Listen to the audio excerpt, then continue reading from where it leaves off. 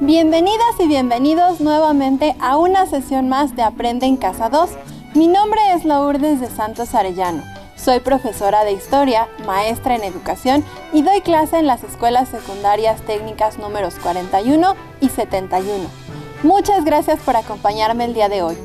Espero que estén aprovechando al máximo este tiempo para estudiar con Aprende en Casa 2, un programa que tiene la finalidad de que podamos continuar adquiriendo nuevos conocimientos y habilidades correspondientes a la asignatura de Historia, primer grado de Educación Secundaria. Recuerden mantener la sana distancia y lavarse constantemente las manos con agua y jabón durante 20 segundos. Al cuidarnos a nosotros mismos, cuidamos a los demás. En nuestras últimas sesiones hemos trabajado con el liberalismo y la Ilustración. Hoy continuaremos analizando cómo estos movimientos tan importantes en la historia universal transformaron la forma de ver, pensar y concebir el mundo a partir de sus ideas. Como vemos en la diapositiva, nuestro propósito del día de hoy será valorar la importancia de las ideas ilustradas y su vigencia en la sociedad actual. Deberán estar muy atentas y atentos a lo que veamos el día de hoy, pues les ayudará a concluir el reto de la semana. Recuerden que estamos elaborando una infografía. Antes de iniciar con nuestro tema, asegúrense de tener a mano lápiz o bolígrafo, colores, cuaderno u hojas blancas, pues les servirán para realizar las actividades que iremos proponiendo. Tomen nota de las ideas más importantes y registren las dudas que les puedan surgir. También recuerden tener cerca el libro de texto, pues es nuestra principal fuente de consulta. Si necesitan buscar el tema del día de hoy, podrán encontrarlo dentro del bloque 1. Si ya están listas y listos, comencemos. Como les comenté inicialmente, durante las últimas sesiones hemos estado hablando del liberalismo y de la Ilustración. Vamos a realizar una lectura que nos ayudará a recordar sus aspectos más importantes.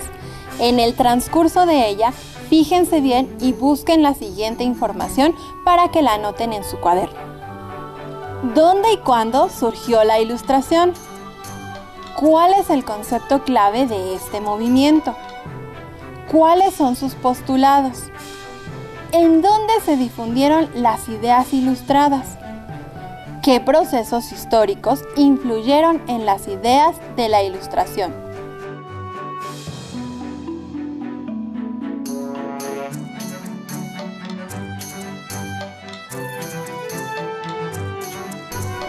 Ideas de la Ilustración. La Ilustración fue un movimiento intelectual surgido en Francia durante el siglo XVIII, que consideraba la razón como medio para acceder al conocimiento. Entre los postulados de los pensadores ilustrados estaban la república como forma de gobierno, una sociedad más justa, con derechos y garantías individuales, para dejar de ser súbditos y convertirse en ciudadanos. Tanto el liberalismo como la Ilustración se difundieron en Europa y América y sentaron las bases de las revoluciones ocurridas a finales del siglo XVIII, como la independencia de las 13 colonias de Norteamérica y la Revolución Francesa, procesos que enarbolaron las ideas de ambas corrientes, además de las revoluciones de independencia de las colonias iberoamericanas a principios del siglo XIX. Este pensamiento favoreció el constitucionalismo y la aparición de nuevos estados nacionales en el siglo XIX. Como escuchamos en la lectura, la Ilustración surgió en Francia en el siglo XVIII y su concepto clave es la razón. De ahí que al siglo XVIII también se le conozca como siglo de las luces, porque los ilustrados pensaban que todo debía estar iluminado por la luz de la razón y no de la religión, como sucedía en la antigüedad. La Ilustración postulaba la conformación de un gobierno republicano y una sociedad más justa, donde las personas tuvieran el derecho a la ciudadanía y las garantías individuales, ideas que se extendieron por Europa y América, fomentando el surgimiento de procesos históricos como la independencia de las 13 colonias, la Revolución Francesa, las independencias iberoamericanas y el constitucionalismo. ¿Lo tienen claro? Espero que sí, porque toda esta información nos servirá más adelante. Como expliqué al principio de nuestra sesión, el día de hoy nuestro propósito consiste en valorar la importancia y la vigencia de las ideas ilustradas. Para ello, vamos a analizar un aspecto de la vida cotidiana que ha estado presente a lo largo de la historia, permanece vigente y con toda seguridad continuará en el futuro. ¿Adivinan de qué hablo? Es un aspecto que ha estado presente prácticamente en toda la historia de la humanidad y nos servirá para analizar los cambios que derivaron de la Ilustración. ¿Ya lo descubrieron? Así es, estamos hablando de la educación. Para entender cómo las ideas del liberalismo y la Ilustración transformaron la educación, realicemos un viaje al pasado. Para que les sea más fácil organizar la información, elaboraremos una sencilla línea del tiempo como esta, en donde iremos anotando los datos más importantes sobre la educación en cada uno de los procesos históricos que visitemos. Esta línea les servirá para complementar su infografía y cumplir con el reto de esta semana. Nuestra primera parada es en la Edad Antigua. Fíjense en el siguiente video y traten de identificar en qué consistía la educación en la Edad Antigua. Recuerden anotar los principales datos en la línea del tiempo que estamos elaborando. Los egipcios que se asentaron en el noreste de África sostuvieron que antes de la creación del universo prevaleció el dominio del dios Nun, en lo que denominaron las aguas del caos inicial. Y cuando Nun tomó conciencia de dichas aguas, surgió su dios principal, Ra-Atum, quien hizo emerger la primera materia sólida que representó a Egipto.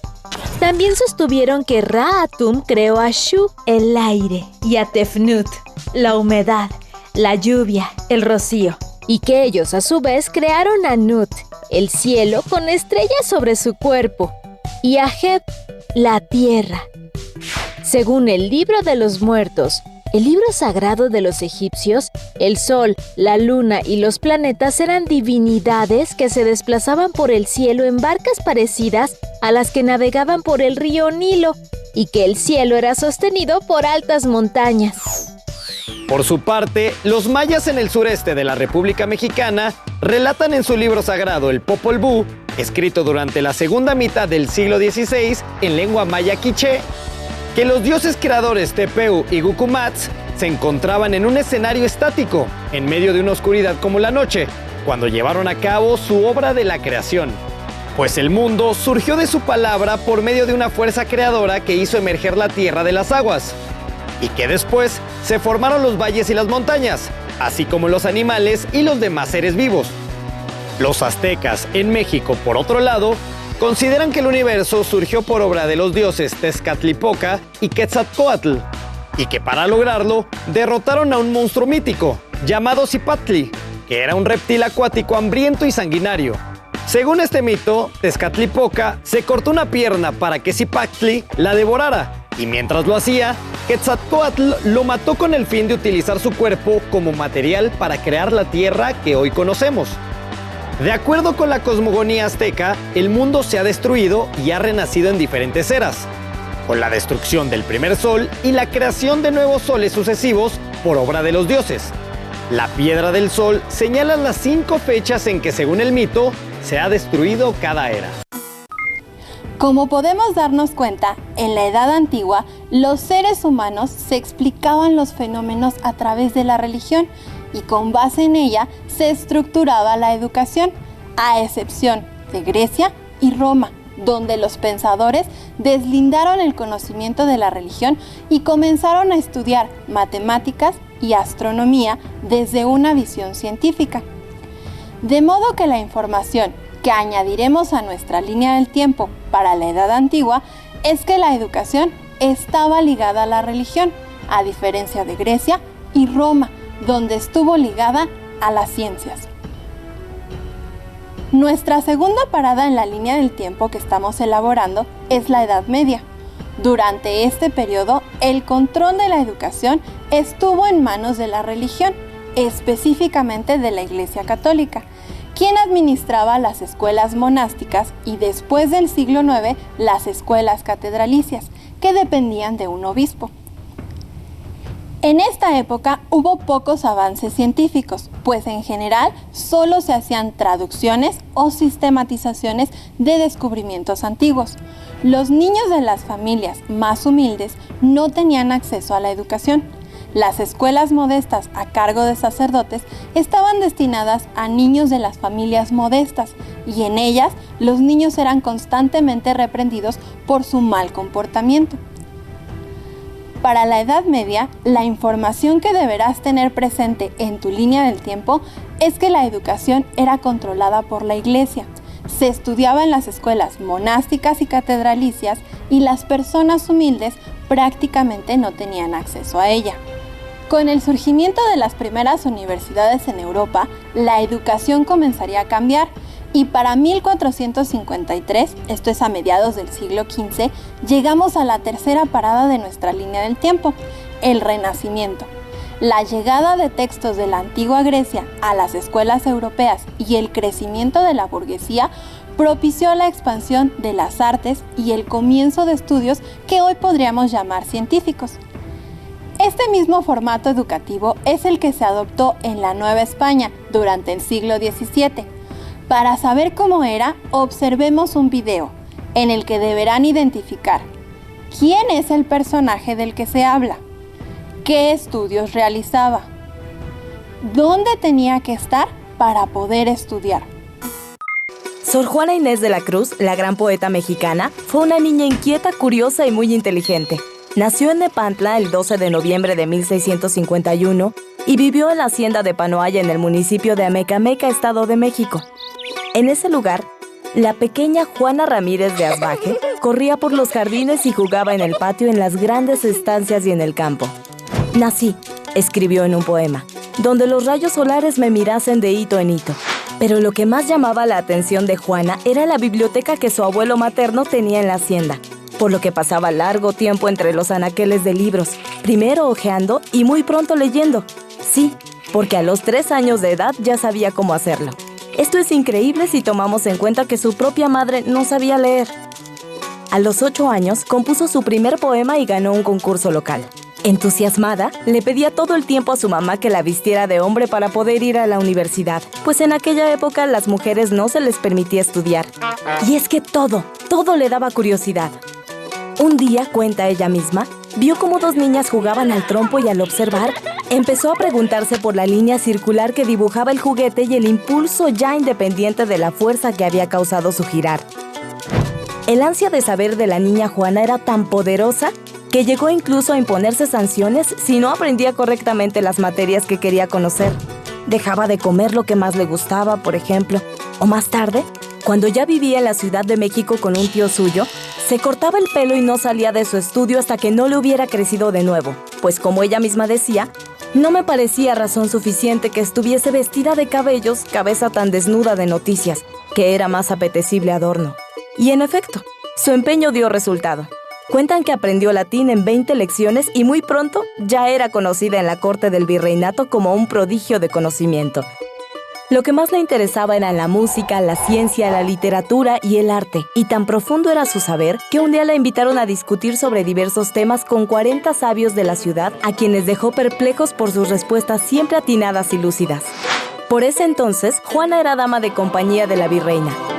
Cuando tenía alrededor de 16 años, decidió hacerse monja para poder dedicar su vida al estudio en paz y tranquilidad y escribir poesía, su gran pasión que la hizo mundialmente famosa. Fue entonces que ingresó al convento de San Jerónimo en el centro de la Ciudad de México, en donde adoptó el nombre de Sor Juana Inés de la Cruz. Ahí vivió hasta su muerte, el 17 de abril de 1695, a los 43 años de edad, rodeada de saber y poesía. Si pusieron atención al video, habrán observado que la protagonista es Sor Juana Inés de la Cruz, quien, para poder continuar con sus estudios de poesía, latín, música, ciencia, arte y literatura, se vio obligada a ingresar al convento. Esto nos demuestra que la educación todavía seguía siendo controlada por la Iglesia Católica. En nuestra línea del tiempo, esta vez agregaremos que, para el Renacimiento y el segmento de la Nueva España en América, se comenzaron a estudiar las ciencias. Sin embargo, la educación seguía influenciada por la Iglesia Católica. Y así llegamos a la parte más importante de nuestra sesión de hoy, el periodo del liberalismo y la Ilustración. Después de lo visto en las últimas sesiones, seguro que reconocen a este personaje. ¿Sí? ¿No?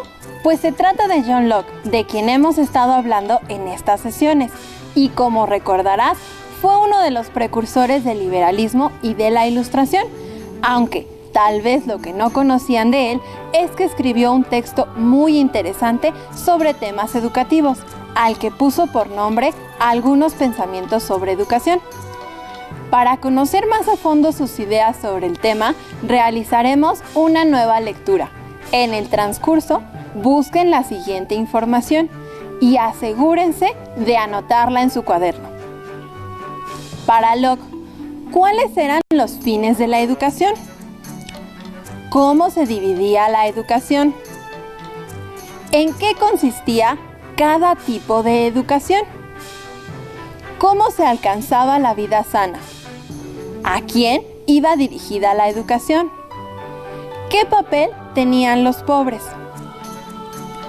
John Locke es conocido como uno de los autores que más fielmente y con mayor éxito supo transmitir la Ilustración europea.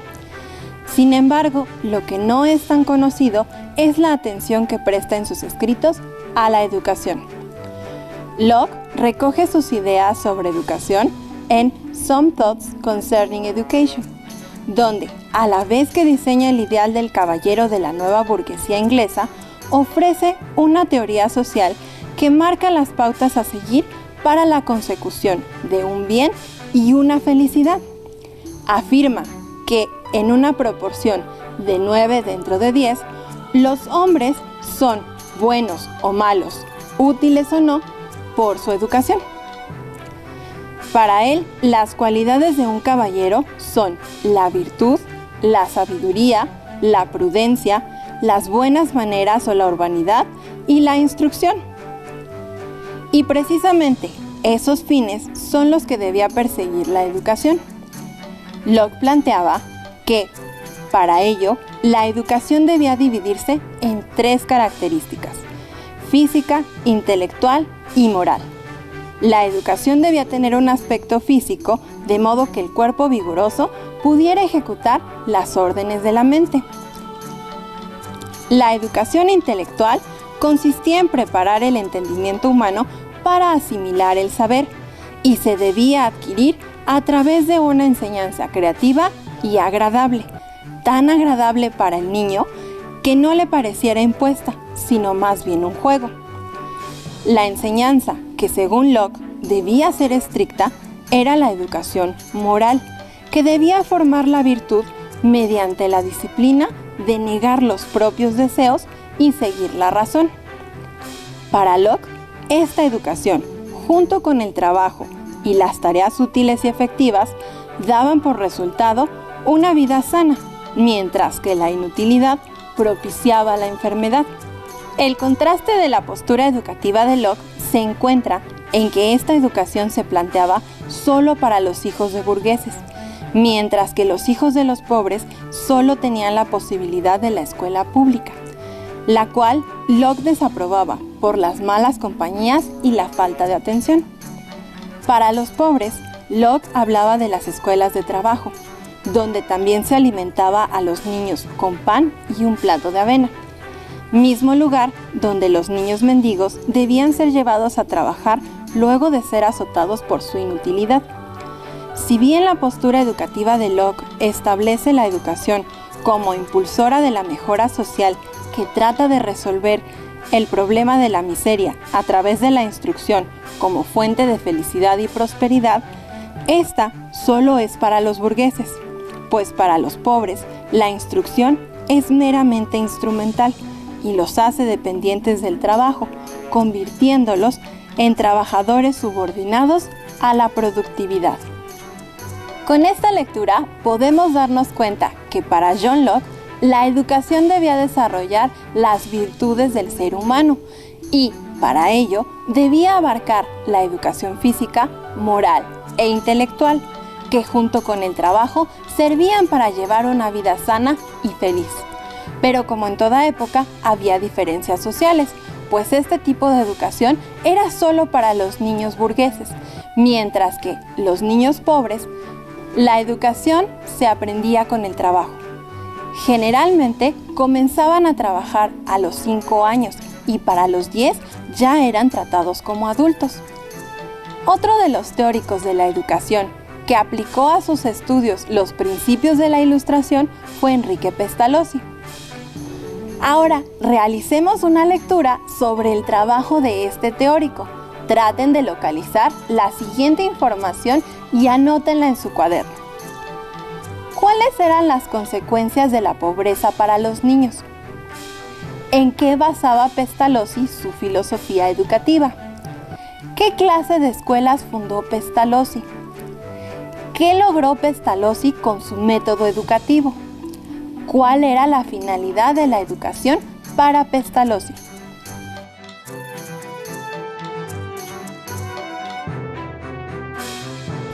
Hijo de una familia protestante de Suiza, Enrique Pestalozzi se quedó huérfano a los 6 años. En los recorridos con su abuelo, quien era sacerdote, visitó casas y escuelas de campesinos en la pobreza, apreciando las consecuencias del trabajo a temprana edad, además de la ignorancia y el sufrimiento en que vivía. A pesar de haber sido educado para ser sacerdote, por la influencia de escritores como Rousseau, decidió estudiar la carrera de leyes. Luego de fracasar en sus aspiraciones políticas y como agricultor, Pestalozzi, quien se hallaba en dificultades económicas, convirtió su finca en una escuela industrial. Si bien la escuela no tendría un éxito prolongado, a partir de las experiencias que obtuvo Pestalozzi, publicaría unas cartas sobre la educación de los pobres y más adelante publicaría Leonardo y Gertrudis, una historia donde Gertrudis, una amorosa madre, inspira al maestro de escuela para desarrollar su labor educativa. Para 1798, Pestalozzi decidió convertirse en educador y, financiado por el gobierno suizo, se hizo cargo del orfanato de Stans para huérfanos de guerra y posteriormente sería trasladado a Burgdorf, donde continuaría sus experimentos pedagógicos que darían como resultado un método de educación elemental con el cual lograba enseñar a niños de 5 o 6 años a leer, escribir, dibujar y comprender aritmética en 8 meses, el cual, al ser publicado con el título Cómo Gertrudis enseña a sus hijos, gozó de gran fama en Europa. Entre los principios de su teoría educativa está la creencia de que los niños debían construir sus conocimientos mediante la actividad, que las relaciones de afecto tenían una gran importancia en la educación, así como la socialización y trabajo en la escuela, teorías a partir de las cuales se fundaron varias escuelas y escuelas de preparación docente. Al igual que sus contemporáneos, Pestalozzi buscaba encontrar en la educación la solución a la pobreza. Con la lectura podemos darnos cuenta que las ideas de los ilustrados cambiaron la educación por completo, pues ya no estaba controlada por la Iglesia, sino que era influenciada por la razón. Además, podemos observar que si bien la perspectiva educativa de Locke y Pestalozzi difieren en algunos aspectos, ambos se basan en las ideas de la Ilustración, pues buscaban que la educación ayudara a solucionar los problemas de la pobreza y la desigualdad de su época, ideas que responden a los postulados del liberalismo y la Ilustración.